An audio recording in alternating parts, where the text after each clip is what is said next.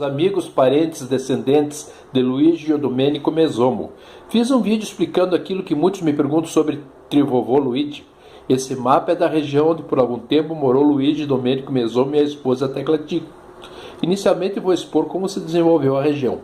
Os primeiros imigrantes açorianos desceram por terra ao mar vindos de Florianópolis. Mais tarde, a partir de 1826, vieram os primeiros imigrantes alemães que formaram dois núcleos colonizadores nas costas do rio Três Forquilhas, separados conforme a religião.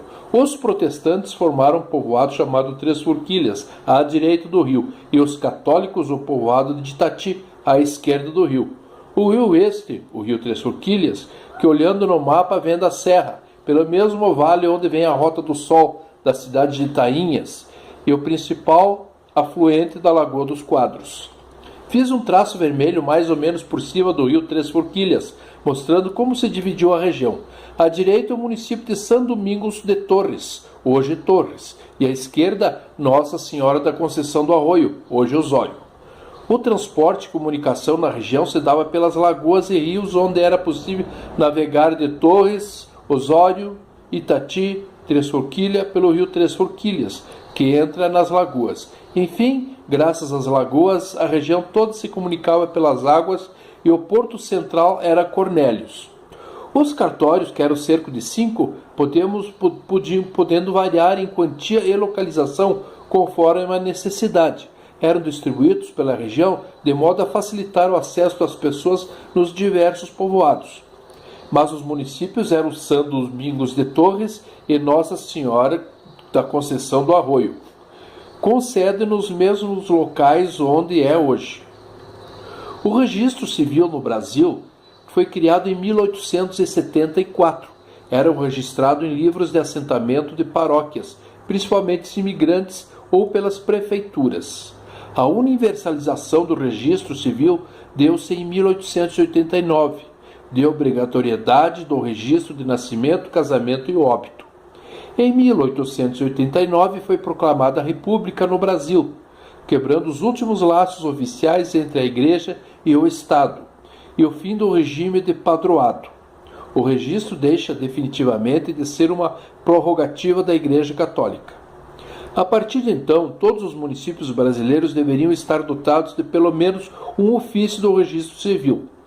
Apesar da universalização, o registro civil demorou a ser aceito pela população, principalmente no interior do país, onde o controle religioso da Igreja Católica e a distância das áreas rurais ao cartório impossibilitavam um maior índice de registros. Assim se formaram os grandes municípios de Torres e Osório. Torres se emancipou de Osório em 1878 e Osório se emancipou de Santo Antônio da Patrulha em 1857. Por volta de 1870, iniciou-se o assentamento de imigrantes italianos que vinham de Caxias do Sul por uma estrada precária que passava por São Francisco de Paula e descia a serra pelo vale do rio Forqueta, afluente do rio Maquiné, que desemboca nas lagoas. Formou-se ali, no vale do rio Maquiné, um povoado que se chamou na época de Barra do Ouro, devido a se localizar numa várzea do rio do Ouro, outro afluente do rio Maquiné.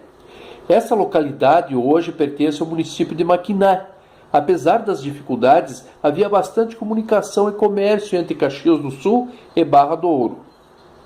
Aproximadamente no ano de 1882, é que nosso avô Luigi e Tecla desceram a serra em busca de terras junto ao núcleo italiano de Barra do Ouro. No entanto, devido às terras agricultáveis dos locais já estarem ocupadas, deslocaram-se para um vale ao lado, do outro lado do morro, para o Vale de Sangafunda, um belo vale da Mata Atlântica. Esse local já era ocupado há bastante tempo pelos imigrantes açorianos. Luigi, devido à língua e à cultura, teve dificuldade de se adaptar ao local, principalmente pelos preconceitos raciais e religiosos que eram muito comuns naquela época. Ficou profundamente revoltado quando suas duas filhas mais novas, Virgínia e Líbera, iniciaram romance com homens solteiros do local, que eram açorianos e não italianos. Isso tudo fez nascer em Luigi vontade de voltar para Caxias do Sul, o que não se realizou, pois logo ele ficou cego e faleceu no ano de 1909, deixando a viúva Tecla, os filhos e alguns netos, que retornaram todos para Caxias, menos as 2 filhas que formaram família.